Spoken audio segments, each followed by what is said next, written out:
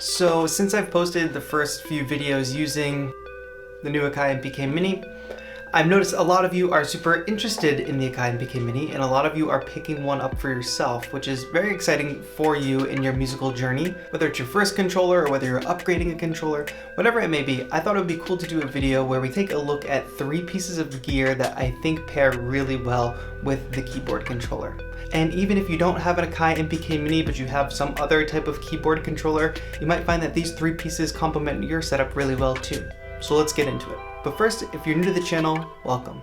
My name is TAETRO, your electronic music mentor. Okay, first up. This is the Korg Nano Control 2. Now there's a few different versions of Korg's Nano Control controllers. They even have like a Bluetooth version that's bigger.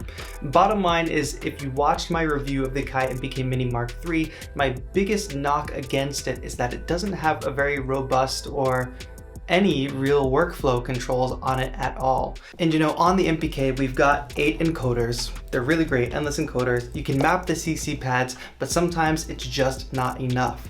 So pairing it with the Nano Control 2 gives you access to a bunch more controls that you can map in your DAW and really fill the gaps in what the Akai MPK Mini lacks in workflow control. So of course you can map the faders to your main mixer, take these knobs and map them to whatever you want, an effect or something like that.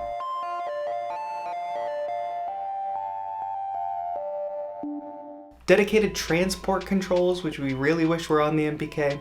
And as an Ableton user, it's really important for me to be able to arm tracks on the fly, so I can just use the MPK to play, you know, keyboard instruments, drum instruments, and just switch those at the push of a button. So for that, I go ahead and map this little R button on each track, and I can arm each track as I go through.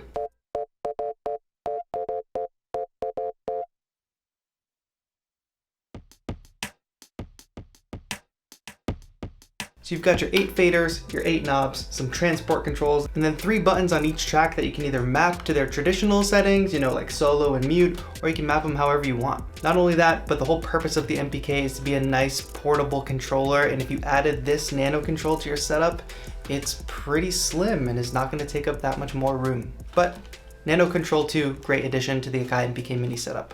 Next up, it's not a controller, it's a sustain pedal.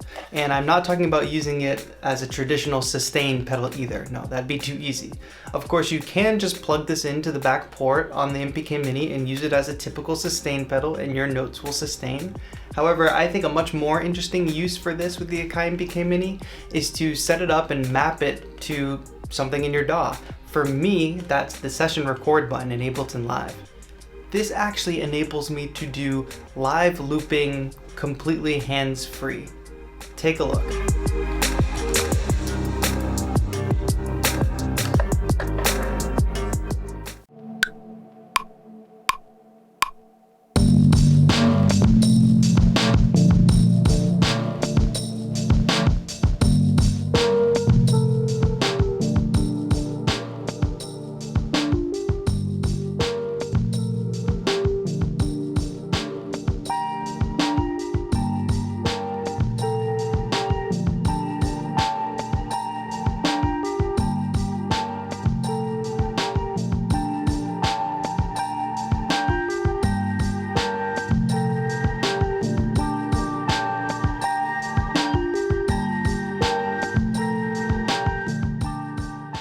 So yeah, it took me 2 seconds to map the sustain pedal to the session record button in Ableton Live, and just like that, whatever track I have armed, I can start looping into a blank clip slot and overdubbing that loop as well.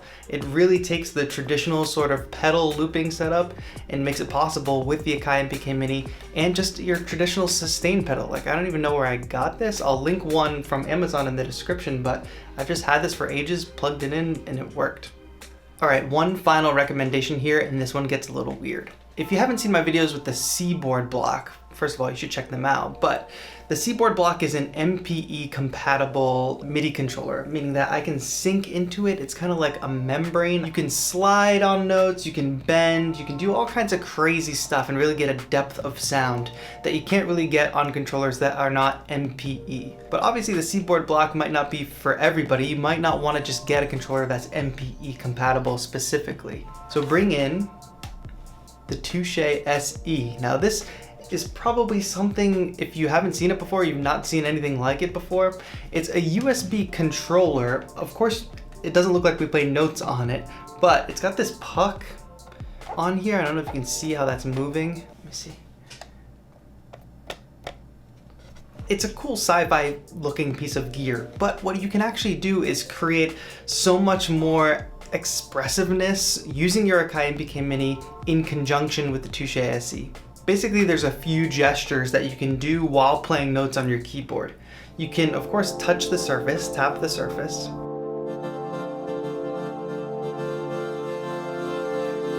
You can drag up and down, and that'll affect the sound as well.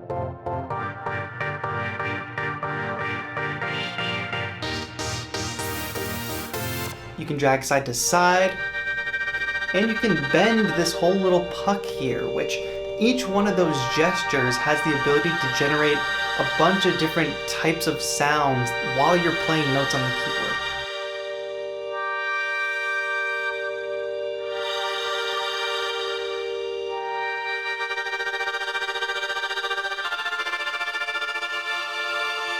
And of course, for some, it can probably make up for that pesky pitch bend joystick that is not our favorite. But in terms of sound design and just trying to make your sounds, your performances more interesting, pairing the Touche SE with the Akai MPK Mini is a great way to add another level to your performances or your production. The company who makes this, Expressive E, also has their own software called Li or Lee, I'm not sure. But anyway, they've got a bunch of sounds that are, crafted for using the Touche SE, but you can also use it with your own plugins, and you can even map this so that different gestures, whether it's up, down, side to side, they can react the way you expect them to react or how you want them to react.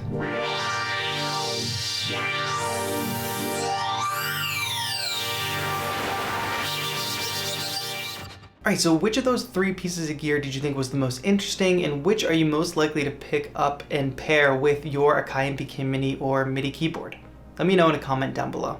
If you enjoyed this video, give it a thumbs up, and I have to say thank you. We're at over 90K, we're on the road to 100K, and there's lots of new subscribers coming in, so you guys are really making a difference bumping that number up. We're totally moving the needle. I had mentioned to you all that about 80% of my watch time was coming from people who were not subscribed, and check it out.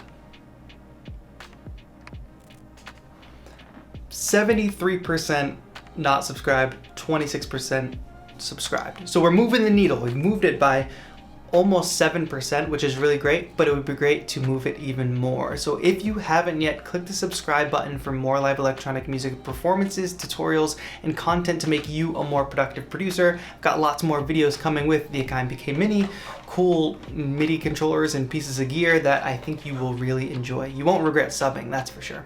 Anyway, thank you all so much for watching. This has been TAETRO, your electronic music mentor. Have a good one.